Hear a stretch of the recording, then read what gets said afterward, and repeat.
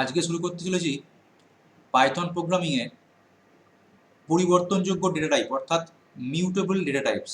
আগের চ্যাপ্টারে আমরা দেখেছি যে আমরা অপরিবর্তনযোগ্য ডেটা টাইপ নিয়ে আলোচনা করেছি। সেখানে দেখেছিলাম যে কিভাবে একটা ডেটার মধ্যে কোনো যদি ভ্যালু অ্যাসাইন করে দেওয়া হয় সেটা কিন্তু পরিবর্তন করা যায় না। কিন্তু এবার আমরা দেখব যে কিভাবে পরিবর্তনযোগ্য ডেটা টাইপ তৈরি করা যায়, কারা কারা এর মধ্যে পড়ছে পরিবর্তনযোগ্য ডেটা টাইপের মধ্যে। অর্থাৎ পরিবর্তনযোগ্য ডেটা টাইপের মধ্যে যে সমস্ত ডেটাগুলো পড়বে তাদের কিন্তু পরিবর্তনযোগ্য, অর্থাৎ তাদের মেমোরি স্থান পরিবর্তন করা যায়, প্রয়োজনে আপডেট করা যাবে, রিমুভ করা যাবে, অ্যাড করা যাবে, এই সমস্ত কাজগুলো করা যায়। তো প্রথমেই দেখে নেব আমরা পরিবর্তনযোগ্য ডেটা টাইপের মধ্যে যেটা পড়ছে সেটা হচ্ছে লিস্ট। লিস্ট কি? লিস্ট হচ্ছে এক ধরনের ডেটা টাইপ যেটার মধ্যে দিয়ে আমরা অনেকগুলো ভিন্ন ধরনের ডেটাকে আমরা স্টোর করতে পারবো। তো চলো প্রথমে দেখে নিই কিভাবে আমরা একটা পাইথনের লিস্ট তৈরি করতে পারি। প্রথমে একটা ভেরিয়েবল নিয়ে নিলাম, মাই লিস্ট বলে একটা ভেরিয়েবল নিলাম, ইকুয়াল টু দিয়ে থার্ড ব্র্যাকেটের মধ্যে শুরু করলাম, কিছু ডেটা এন্ট্রি করছি 1, 2, 3, 4, দেন থার্ড ব্র্যাকেট, এটা লিস্ট তৈরি হয়ে গেল, দিয়ে এন্টার করলাম। এখানে কি হলো, একটা লিস্ট তৈরি হলো, অর্থাৎ মাই লিস্ট বলে একটা এখানে লিস্ট ভেরিয়েবল। এখানে তোমরা যে কোনো কিছু নাম দিতে পারো মাই লিস্টের জায়গায়, আর ডেটাগুলো কি থার্ড ব্র্যাকেটের মধ্যে লিস্টগুলো লিখতে কমা দিয়ে। তো এইভাবে এবার যদি প্রিন্ট করি তাহলে কি দেখি, ভেরিয়েবলটা লিখলাম মাই আন্ডারস্কোর লিস্ট,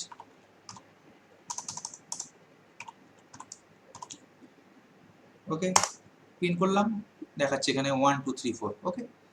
তো এইভাবে লিস্ট তৈরি করার নিয়ম দেখালাম। এবার একটু মিক্সড ডেটা নিয়ে একটু কিভাবে তৈরি করতে পারি। আর একটা ডেটা বানাচ্ছি মাই আন্ডারস্কোর লিস্ট 1, এখানে কি লিখলাম 1, 2, সিঙ্গেল, এখানে লিখলাম অ্যাপেল,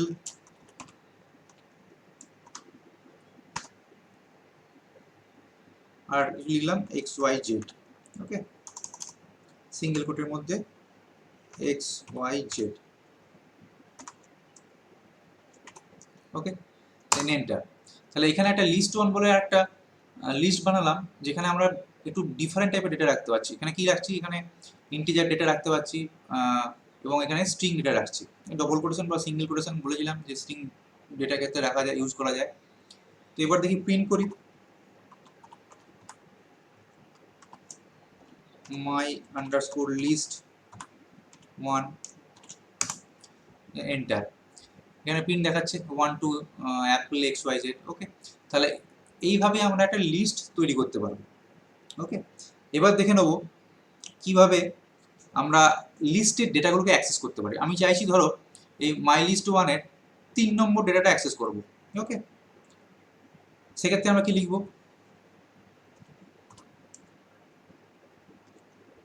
প্রিন্ট দিয়ে একদম প্রিন্ট করা যাক, প্রিন্ট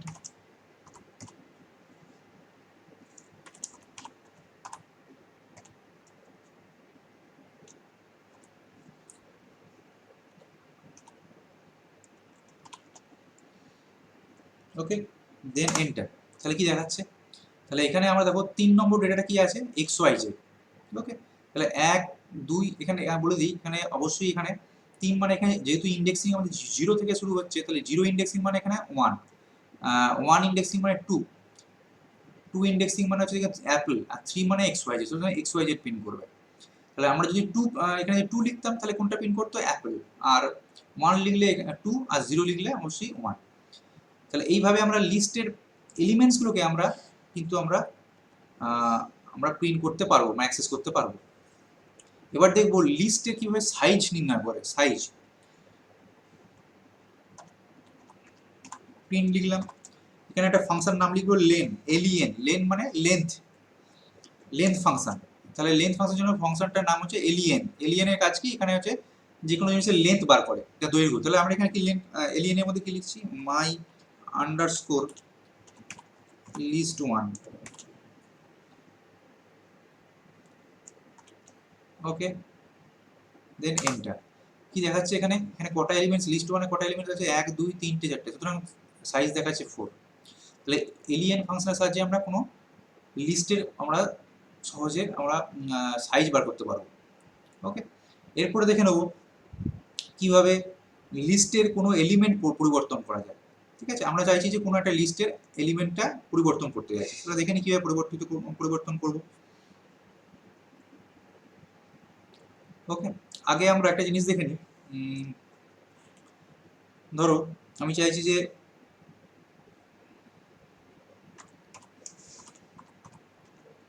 মাই list one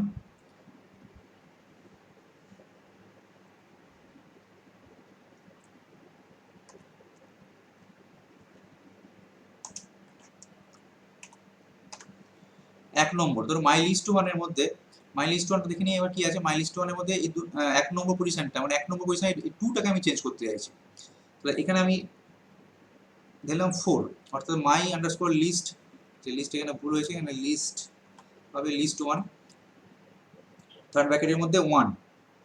okay, is equal two কি দিয়েছি 4। এবার দেখা যাক। ওকে, এবার দিয়ে প্রিন্ট করা যাক।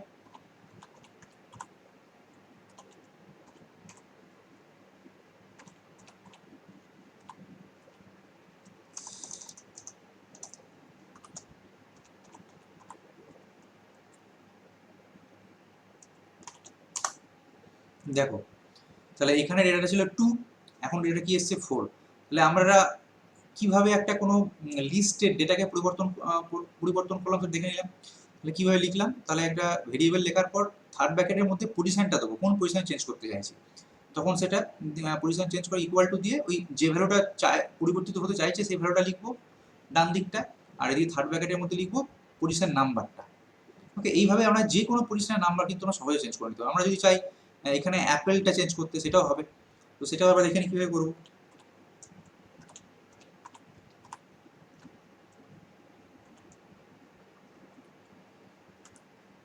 এখানে দিলাম 3 নম্বর পজিশনটা।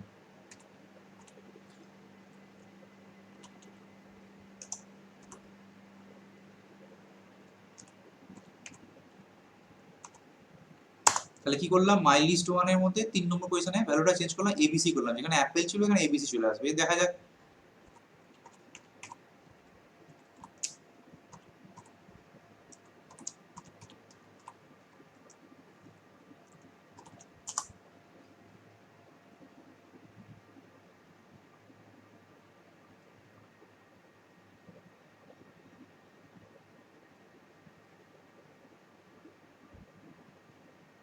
ও সরি, এখানে একটু পজিশনটা ভুল লিখেছি।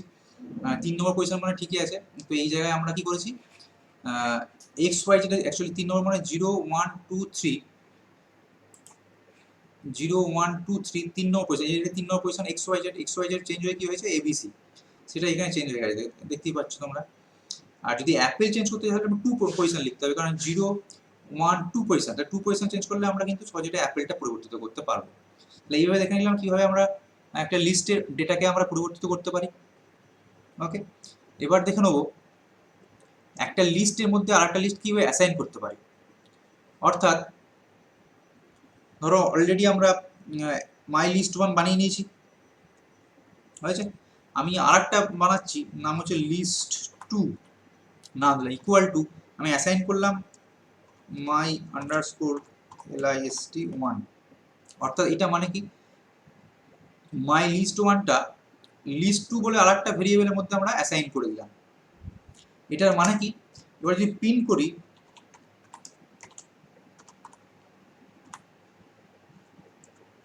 কি দেখবো, দেখবো সেই ভ্যালুটাই প্রিন্ট করছে 14 অ্যাপেল এবিসি। অর্থাৎ মাই লিস্ট মানে যা যা ভ্যালু ছিল সেই ভ্যালুগুলোই কিন্তু এখানে প্রিন্ট করছে। অর্থাৎ এটাই হচ্ছে অ্যাসাইনমেন্টের কাজ, যে যে মাই লিস্ট ওয়ানের ভ্যালুগুলো সোজা লিস্ট টুর মধ্যে এলো। অর্থাৎ এর মানে হচ্ছে যে মাই লিস্ট ওয়ান এবং লিস্ট টু, এই দুটো ভেরিয়েবলটা দুটো একই পয়েন্টকে আমরা অ্যাড্রেস করছে, এই একই মেমোরি অ্যাড্রেসকে আমরা প্রিন্ট করছে। তো আমরা দেখতে পাবো কীভাবে এটা একই একই পয়েন্টকে প্রিন্ট করছে, দেখে নিই একটুখানি। এবার দেখে নেব কিভাবে লিস্ট টু এবং মাই লিস্ট ওয়ান এই দুটো ভেরিয়েবল একই মেমোরি লোকেশনকে পয়েন্ট করে আছে।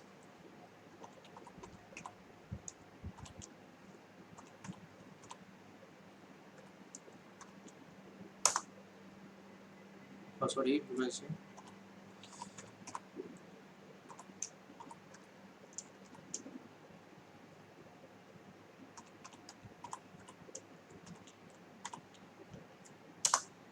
এখানে কি লিখলাম, প্রিন্ট আইডি লিস্ট টু, অর্থাৎ আইডি মানে কোনো মেমোরি লোকেশনকে প্রিন্ট করতে গেলে এই ভেরিয়েবলের আইডি দিয়ে আমাদের প্রিন্ট করবো। তো এখানে একটা মেমোরি লোকেশনকে দেখাচ্ছে। এবার দেখে নেবো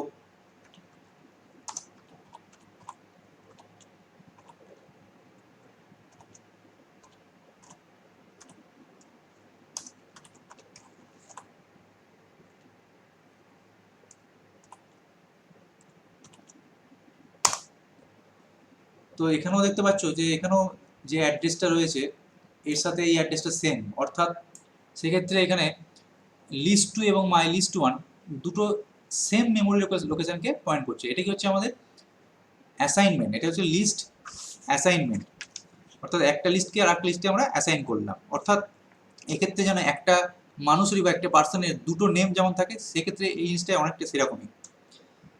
এবার দেখে নেবো লিস্ট কীভাবে কপি করতে হয়। ওকে, তাহলে আমি আর একটা লিস্ট 3 বানাচ্ছি। লিস্ট 3 ইজিক্যাল টু লিখলাম, এখন লিস্ট 2 করতে পারি, লিস্ট 2 ডট কপি। এখানে কপি ফাংশন ব্যবহার করলাম, list 3 is equal to list 2 dot copy, then enter. তাহলে কি হলো, এখানে লিস্ট 2 যে ভ্যালুগুলো থাকবে সেটা লিস্ট 3 তে আমাদের নিশ্চয়ই কপি হয়ে আসবে। তো সেক্ষেত্রে প্রিন্ট করে দেখি,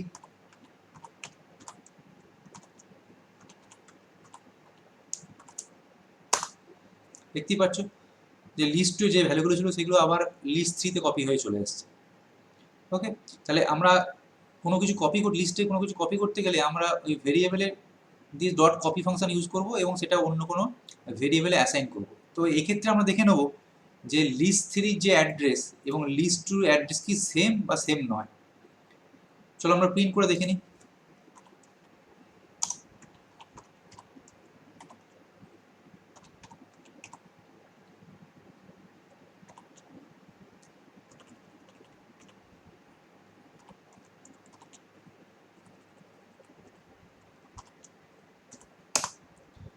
দেখো, আগে আমরা লিস্ট 2 অ্যাড্রেস প্রিন্ট করেছিলাম, লিস্ট 2 অ্যাড্রেসটা হচ্ছে এইটা, আর এখন লিস্ট 3 অ্যাড্রেসটা আছে কোনটা, এইটা। সুতরাং এক্ষেত্রে কপি যখন হবে সেক্ষেত্রে কিন্তু মেমোরি অ্যাড্রেস সেম হবে না, কিন্তু ডিফারেন্ট। সুতরাং কপি আর অ্যাসাইনমেন্ট এখানে ডিফারেন্স। তাহলে অ্যাসাইনমেন্টের ক্ষেত্রে কিন্তু আমাদের অ্যাড্রেস সেম হয়, অর্থাৎ দুটো মেমোরি দুটো ভেরিয়েবল একই মেমোরি লোকেশনকে পয়েন্ট করে থাকে। কপির কিন্তু শুধুমাত্র ডেটাটা কপি হবে, মেমোরিটা কিন্তু অবশ্যই আলাদা আলাদা হয়ে যাবে, এটা অবশ্যই মাথায় রাখতে হবে। তাহলে এই গেল আমাদের পাইথনের লিস্ট। আজকে শুরু করব সেট। প্রথমেই দেখে নেব সেট কি এবং সেট কীভাবে তৈরি করে এবং সেটের বিভিন্ন অপারেশন আমরা প্র্যাকটিক্যালের থ্রু দিয়ে দেখে নেব। প্রথমেই দেখে নেব সেট কি। সেট হলো একটি পরিবর্তনযোগ্য ডেটা টাইপ, যার মধ্যে কিছু আনঅর্ডার বা ক্রমহীন এবং অনন্য বা ইউনিক মান এলিমেন্ট হিসেবে স্টোর করা যায়। অর্থাৎ এখানে আনঅর্ডার যেহেতু দেওয়া হয়েছে, এখানে যে অর্ডারে আমরা লিখব সেই অর্ডারটা প্রিন্ট করার সময় নাও মেনটেন হতে পারে, তাই জন্য এখানে আনঅর্ডার বলা হয়েছে বা ক্রমহীন বলা হয়েছে। আর অনন্য বা ইউনিক কেন, এখানে ডেটাগুলো কিন্তু ভিন্ন হবে, অর্থাৎ ডুপ্লিকেট ডেটা থাকবে না। চলো আমরা প্রথমেই দেখে নিই কীভাবে সেট বানাবো।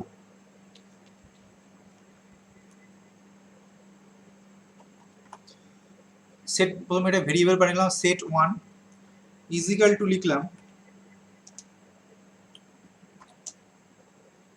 এখানে অবশ্যই কার্লি ব্রেসেস দিয়ে শুরু হবে, 1, 2, 3, 6, 7 এবং কার্লি ব্রেসেস ক্লোজ করলাম। তাহলে সেট যখন আমরা তৈরি করবো তোমরা ভেরিয়েবল লিখলাম সেট 1, এখানে তোমরা যে কোনো ভেরিয়েবলে লিখতে পারো। ইকুয়াল টু দিয়ে আমরা কার্লি ব্রেসেস বা সেকেন্ড ব্র্যাকেট শুরু করলাম, দিয়ে তারপর কতগুলো ডেটাকে আমরা কমা দিয়ে লিখে দিলাম, দিয়ে এন্টার দিলাম। তাহলে এটা সেট তৈরি হয়ে গেল। তো আমরা প্রিন্ট করে দেখি কি কীরকম কী দেখায়।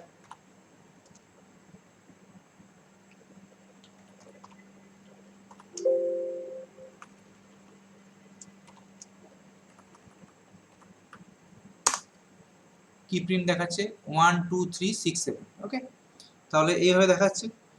তাহলে এটা গেল আমাদের সেট কিভাবে তৈরি করবো। এবার আরেকটা মিক্স টাইপের মানে মিশ্র সেট কিভাবে তৈরি করা যায় সেটা দেখে নিই। আর একটা হচ্ছে সেট 2 ইজিক্যাল টু দিলাম, এখানে লিখতে পারি 1 5 ডবল কোটেশনে লিখলাম অ্যাপেল ডবল কোটেশনে লিখলাম XYZ। ওকে, তাহলে কি করলাম, এখানে হচ্ছে মিশ্র, কারণ এখানে নাম কিছু নাম্বার ডেটা টাইপ দিলাম আর আর কি থাকলো এখানে স্ট্রিং ডেটা টাইপ দিয়ে এন্টার দিলাম। এখানে যদি প্রিন্ট করি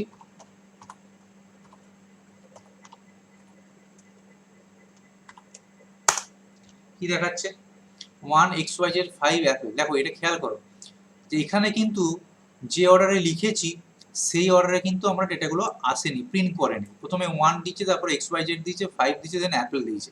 সুতরাং তোমরা বুঝতে পারছো এই জন্য কি আনঅর্ডার বলা হচ্ছে, এই জন্য সেটকে আমাদের আনঅর্ডার বা ক্রমহীন বলা হচ্ছে।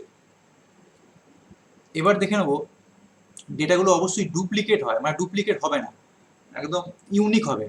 তো প্রথমে আমরা লিখি একটা সেট বানাই, সেট 3 ইজিক্যাল টু লিখলাম 2 2 3 4 5।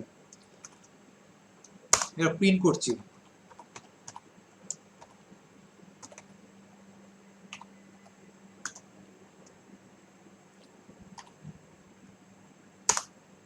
কি দেখাচ্ছে দেখে না, সেট 3 বানিয়েছে, এখানে ডুপ্লিকেট ডেটা রেখেছে, 2 দুবার রিপিট হয়েছে, কিন্তু প্রিন্ট করার সময় কিন্তু শুধুমাত্র একবারই প্রিন্ট হয়েছে। সুতরাং এখানে আমরা অবশ্যই বলেছিলাম যে ডেটাগুলো অবশ্যই ইউনিক হতে হবে।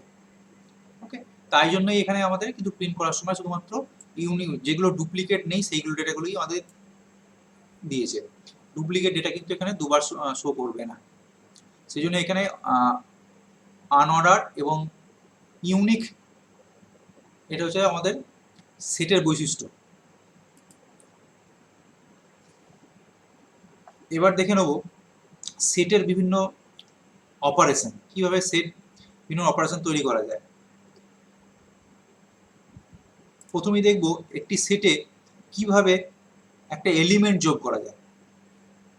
চলো আমরা প্রথমেই একটা এলিমেন্ট যোগ করি সেট 1-এ। সেট 1 ডট অ্যাড, এখানে অ্যাড ফাংশন ব্যবহার করছি। আমি দিলাম এই যে সেট 1-এ কি কি ডেটা আছে 1 2 3 6 7, এখানে নতুন ডেটা অ্যাড করব 8, তাহলে 8 লিখলাম এখানে, দেন এন্টার। এবার প্রিন্ট করে দেখি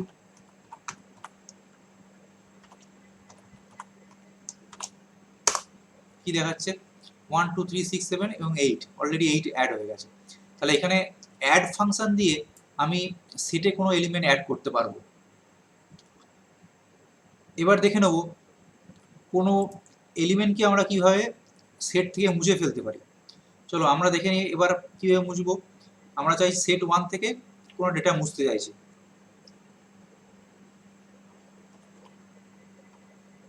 সেট 1 ডট রিমুভ।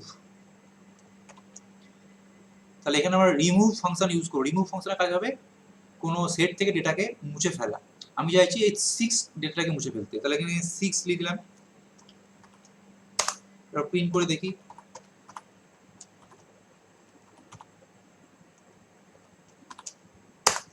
দেখো এখানে 6 অলরেডি নেই, তাহলে 1 2 3 7 8।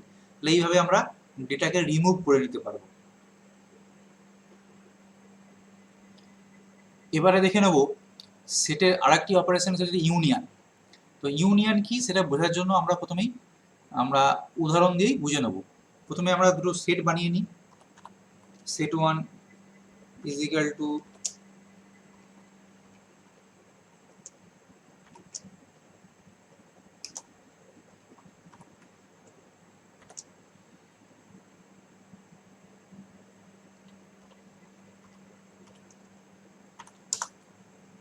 এখানে ভুল হয়েছে,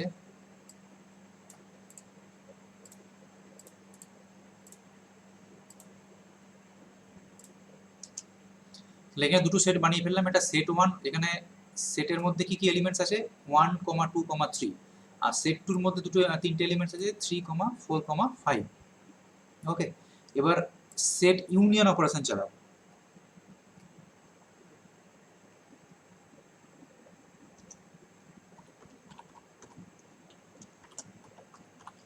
একটা ভেরিয়েবলে লিখলাম, সেটার নাম দিলাম union underscore set is equal two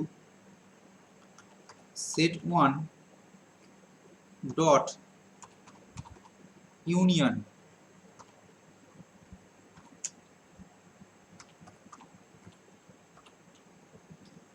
কি লিখলাম, একটা ভেরিয়েবল লিখলাম union underscore set is equal to লিখলাম set one dot union set two, then enter. এবার প্রিন্ট করি,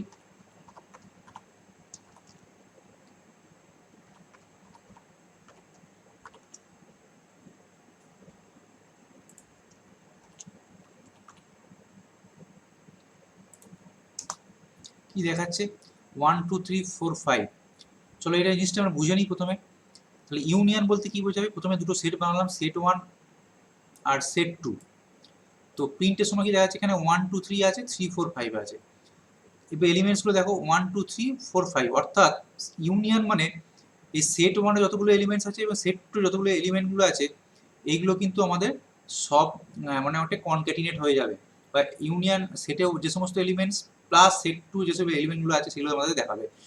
এটা অবশ্য মনে রাখতে ডুপ্লিকেট এলিমেন্টস কিন্তু দুবার দেখাবে না, এগুলো সিঙ্গেল অনলি একবারই দেখাবে। সেই জন্য দেখি 1, 2, 3, 4, 5, অর্থাৎ আমরা এখানে সবচেয়ে বুঝে নেওয়া ভালো যে সেট ওয়ানে যে সমস্ত ইউনিক এলিমেন্টস আছে এবং সেট টু যেসব ইউনিক এলিমেন্টস আছে সেগুলো দেখাবে, আর এদের মধ্যে যেগুলো কমন এলিমেন্ট আছে সেগুলো দেখাবে।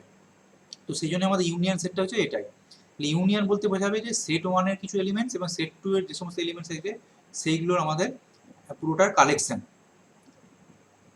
তাহলে আশা করি এটা বোঝা গেল ইউনিয়ন কীভাবে তৈরি করে। এবার দেখে নেবো ইন্টারসেকশন। ইন্টারসেকশন মানে হচ্ছে দুটো সেটের মধ্যে কমন কি কি আছে। চলো দেখে নিই আমরা। এটার নাম দিলাম inter underscore set equal to set one dot intersection.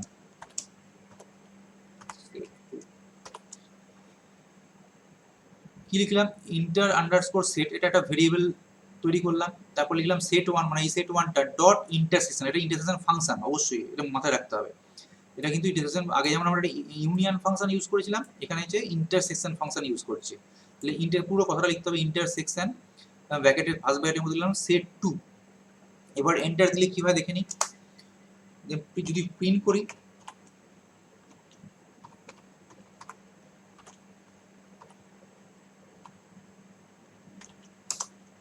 কি দেখাচ্ছে 3 দেখাচ্ছে, অর্থাৎ সেট ওয়ান আর সেট টুর মধ্যে যে কমন এলিমেন্টস অর্থাৎ 3 ইজ দ্য কমন এলিমেন্টস, এই জন্য 3 দেখাচ্ছে। তাহলে ইন্টারসেকশন মানে হচ্ছে দুটো সেটের মধ্যে যেগুলো কমন থাকবে সেই এলিমেন্টসগুলো কিন্তু এখানে শো করবে।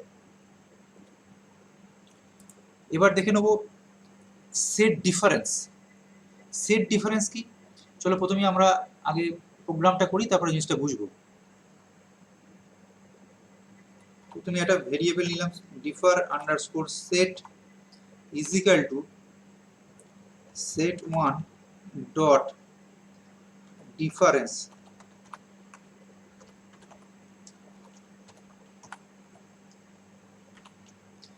ডিফার আন্ডারস্কোর সেট ভেরিয়েবল তৈরি করলাম, then set one dot difference first বাইরের মধ্যে সেকেন্ড বাইরের ফার্স্ট বাইরের মধ্যে সেট টু, দেন এন্টার। এবার যদি প্রিন্ট করি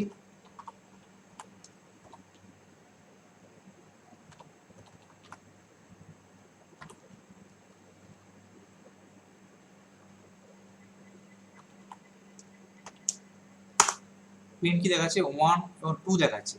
তাহলে এই জিনিসটা বুঝে নিই, সেট ডিফারেন্স বলতে বোঝায় যে সমস্ত এলিমেন্ট সেট ওয়ানে আছে কিন্তু সেট টুতে নেই। এটা ভালো করে বুঝবে, যে সমস্ত এলিমেন্ট সেট ওয়ানে আছে কিন্তু সেট টুতে নেই। কোন কোন এলিমেন্ট সেট ওয়ানে আছে 1, 2, 3, এর মধ্যে দেখো 3 এলিমেন্টটা আবার সেট টুতে আছে, 4, 5 তো আসবেই না। তাহলে কি কে কে আসবে, শুধু সেট ওয়ানে আছে 1 এবং 2, যেহেতু 3 আসবে না কেন, 3 যেহেতু আবার সেট টুতেও আছে সে আসবে না, সুতরাং আউটপুট হবে 1, 2, বাকি এলিমেন্টস কিন্তু আসবে না। এবার দেখে নেব কিভাবে কিভাবে সেট থেকে সমস্ত এলিমেন্টকে মুছে ফেলা যায়। ওকে, এবার দেখব, লিখলাম set1 ডট ক্লিয়ার,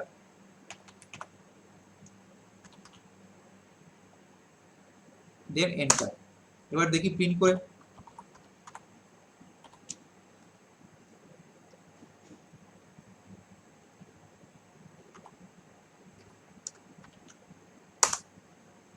দেখো set1 কিন্তু যে ডেটাগুলো ছিল পুরো কমপ্লিটলি ডিলিট হয়ে গেছে, ওই জন্য সেট ফাংশনটা তো দেখাচ্ছে, কোনো ডেটা দেখাতে পারছে না, কারণ set1টা অলরেডি ক্লিয়ার হয়ে গেছে। তাহলে কি ইউজ করলাম, set1 dot clear function use করলাম। ওকে, তাহলে ক্লিয়ার ফাংশন দিয়ে আমি সেটের সমস্ত এলিমেন্টকে আমরা ডিলিট করে দিতে পারি। আশা করি এটা বোঝা গেছে।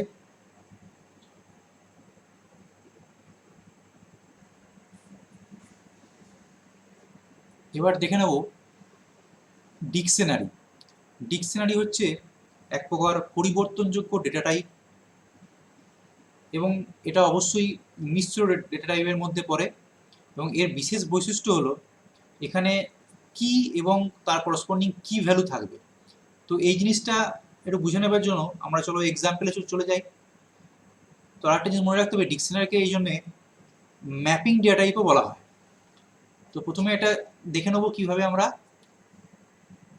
ডিকশনারিটা তৈরি করতে পারি।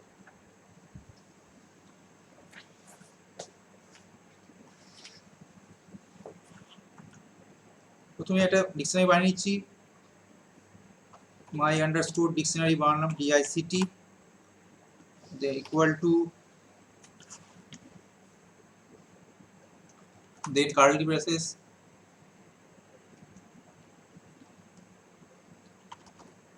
name,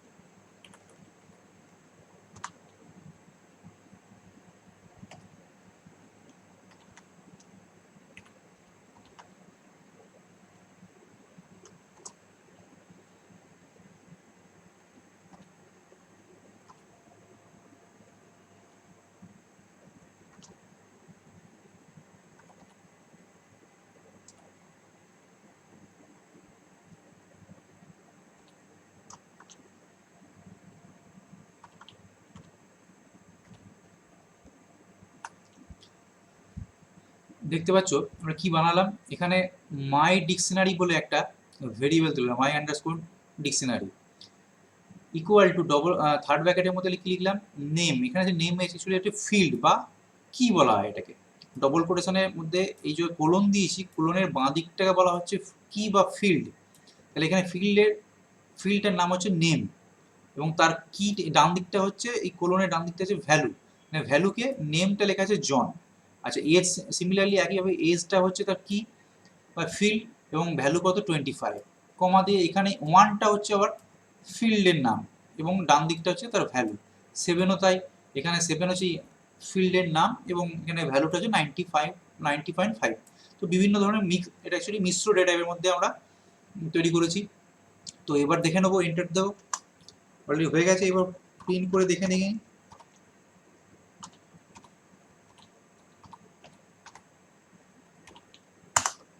দেখতে পাচ্ছ যে এইগুলো আমরা অলরেডি আমাদের একটা ডিকশনারি তৈরি হয়ে গেছে, এগুলো প্রিন্ট করেছে, ঠিক আছে। আর অবশ্যই একটা জিনিস মনে রাখতে হবে যে এটা অবশ্যই ইউনিক হতে হবে এলিমেন্টসগুলো, কারণ ফিল্ডগুলো কিন্তু সেম হওয়া যাবে না, সুতরাং ফিল্ডগুলো ডিফারেন্ট হওয়া চাই। এবার দেখে নেব কিভাবে আমরা ডিকশনারি ভ্যালুগুলোকে অ্যাক্সেস করতে পারি। তো প্রথমেই আমি চাইছি যে ধরো যদি এই নেম ফিল্ডটা প্রিন্ট করবো, সেক্ষেত্রে আমরা কিভাবে লিখবো, প্রিন্ট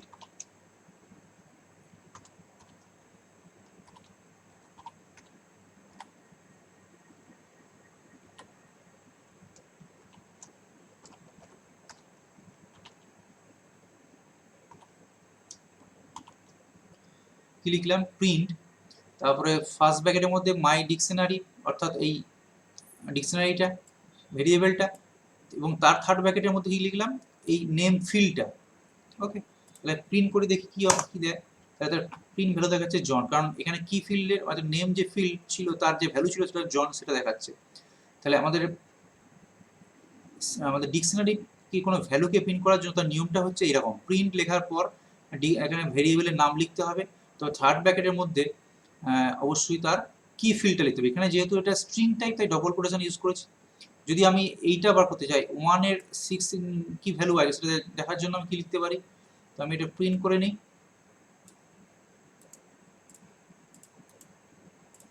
তো সেক্ষেত্রে যেহেতু আমি এখানে স্ট্রিং হবে না, সেক্ষেত্রে আমি কি লিখবো এখানে 1টা চাই, ঠিক আছে। 1-এর কিটার এগেনস্টে কি ভ্যালু আছে দেখে নেবো।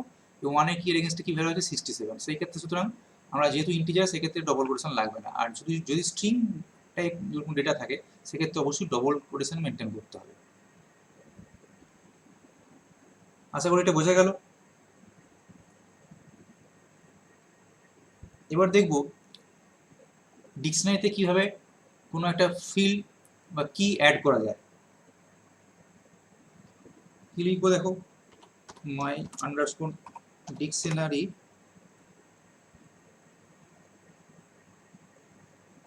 থার্ড ব্র্যাকেট, নতুন একটা ফিল্ড লিখছি,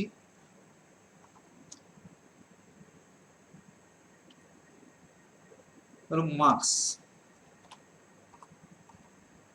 নতুন একটা ফিল্ড দিলাম মার্কস, ইজিক্যাল টু ভ্যালুটা দিলাম ধরলাম 80 পেয়েছে। ওকে, দেন এন্টার দিচ্ছি। এবার প্রিন্ট করি।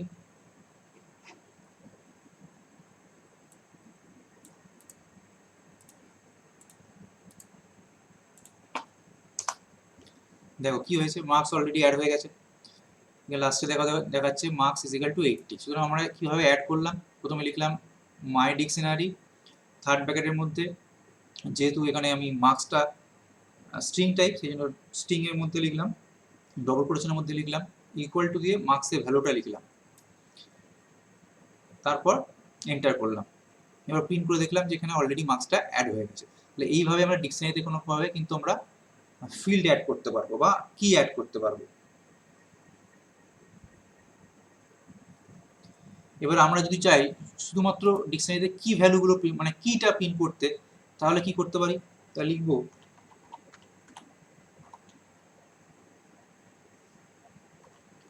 মাই underscore dictionary dot keys KUIS, লিখলাম print my dictionary, my dictionary ভেরিয়েবলটা my underscore dictionary dot keys KUIS, অর্থাৎ কি ভ্যালুগুলো এখানে প্রিন্ট করবে। দেখা যাক, দেখো এখানে কি কি প্রিন্ট করেছে, শুধুমাত্র নেম, এই কি ভ্যালুটা নেম, তারপরে দেখা যাচ্ছে এজ, তারপরে দেখা 1, তারপরে 7, দেখো তাই দেখিয়েছে, তারপরে নতুন অ্যাড হয়েছে মার্কস, এই জন্য মার্কসটা এখানে দেখাচ্ছে এই জন্য। সুতরাং এখানে কিগুলো আমাদের প্রিন্ট করবে, মানে অর্থাৎ ফিল্ডগুলো কি আছে সেগুলো প্রিন্ট করবে। এবার যদি চাই যে আমাদের ভ্যালুসগুলো কি আছে সেগুলো কীভাবে প্রিন্ট করবে, সেক্ষেত্রে নিয়মটা হচ্ছে এইভাবে, এখানে কি এর জায়গায় কিজের জায়গায় লিখে দিলাম ভ্যালুস, দেন এন্টার। তাহলে ভ্যালুগুলো দেখাচ্ছে, দেখো ভ্যালুগুলো কি আছে, জন আছে, 25 আছে, 67 আছে, 90.5 আছে, আর 80 আছে, ভ্যালুসগুলো দেখাচ্ছে। তাহলে কি ফাংশন ইউজ করলাম, এখানে প্রিন্টের মধ্যে মাই ডিকশনারি লেখার পর ভেরিয়েবলটা লেখার পর ডট ভ্যালুস, ওই ভ্যালুস ফাংশন ইউজ করলাম, তাহলে মাই ডিকশনারি ডট ভ্যালুস। তাহলে এইভাবে আমরা ভ্যালু এবং কি আলাদা করে প্রিন্ট করতে পারবো। এবার দেখে নেব কিভাবে আমরা ডেটাগুলোকে মুছতে পারি, মাই ডিকশনারি থেকে কিভাবে ডেটাগুলো আমাদের মোছা যায়। প্রথমেই দেখি চলো,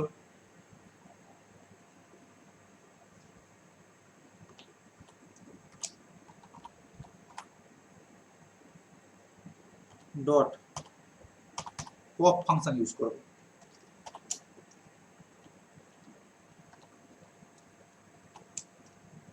আমি চাইছি ডিকশনারি থেকে এজ ফিল্ডটাকে বা এজ ফিল্ডের সাথে ডেটাটাকে মুছতে, তাহলে কি করব, মাই ডিকশনারি লিখলাম ডট পপ বলে একটা ফাংশন আছে, সেটা আমরা ইউজ করলাম। এবার যদি এন্টার করি দেখা যাক, দেখো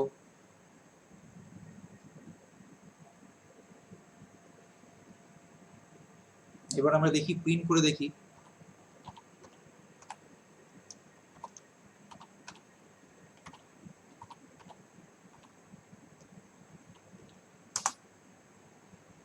দেখতে পাচ্ছ এক্ষেত্রে আমাদের ওই ডেটাটা কিন্তু আর নেই। নেম জন লেখা আছে, এখানে এইজের সঙ্গে 25 ছিল, সেই ডেটাটা কিন্তু আমাদের মুছে গেছে। তাহলে কোনো একটা পার্টিকুলার ফিল্ডকে যদি মুছতে চাই সেক্ষেত্রে আমরা ইউজ করব, সেক্ষেত্রে ইউজ করলাম যে ডিকশনারি ভেরিয়েবলের নেম ডট পপ লেখার পর ডবল কোটেশনে আমরা ইউজ করলাম তার ফিল্ড নেমটা, দেন এন্টার দিলাম, তাহলে সেক্ষেত্রে ওই ডেটাটা কিন্তু আমাদের ডিলিট হয়ে যাবে। আর যদি চাও যে পুরো ডেটাটা ডিলিট করতে একদম, এবার যদি আমরা ডিকশনারি থেকে পুরো ডেটাটা মুছে ফেলতে চাই সেক্ষেত্রে আমরা ইউজ করব clear function. My dictionary dot clear function use করলাম, my dictionary dot clear function use করলাম, দেন এন্টার। তাহলে কি হবে, আমি যদি প্রিন্ট করতে চাই